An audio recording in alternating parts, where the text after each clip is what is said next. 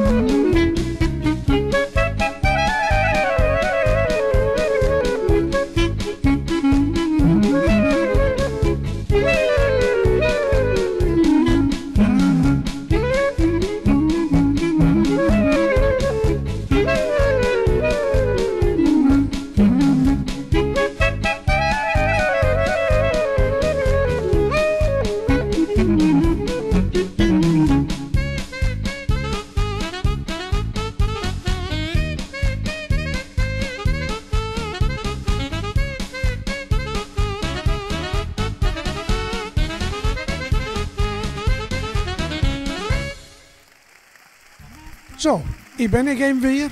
Klezmermuziek en Jeun.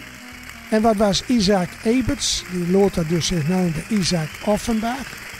Ik kreeg 3 keurtbanden met magie. Wicht en 2 jongens. Of van een jong Jacob. Die is naar Parijs gegaan. Jacques Offenbach. Die ken je ook wel. En die is vernuimd over de hele wereld. Hij sprak ik er ook niet over. Maar Isaac, die was strootmuzikant. En je denkt, strootmuzikant, dat is niks. Maar strootmuzikant in die tijd was wel wat, want er was geen radio. Ze kon overdag ze geen muziek. Ze moesten zelf lallen en zijn ze geen muziek. Dus dat was vonden ze wel mooi tijdverdrijf als Isaac weer op de proppen kwam, zeg maar. En die kon ook gauw spelen. En die verdiende zich geld ook. En later is een vuurzanger geworden in Judenkerk in Cologne. Enzovoort, enzovoort. En wat me daar veel te lijkt. Maar over dat strootmuzikant wil ik tegen hem, van wie hem hier in Grun ook als eigen strootmuzikant had. Jan Roos. En dan zeg je, ja, we zijn er wat meer strootmuzikanten in stad Grun. Nee, dat is niet waar. Maar Jan was de laatste die van Durp naar Durp ging. Dat noemen ze in Duitsland wandermuziker. Vroeger gingen ze lopens van Durp naar Durp. Ik zei Jan al wel, van ik ken Jan wel. Of ja, is al dood natuurlijk. En ik heb nog zelf meer aan muziek mogen bij Santanera. En die mocht altijd vergees met bus met. En als ze dan in Famsum kwam, nou, dan hadden we lol, hè. En dat was die hoezoon, die vrouw, die man, die speelde dan wasknippers op borst. Wat feest. Nou, ik zal hem een stukje laten horen van Jan Roos.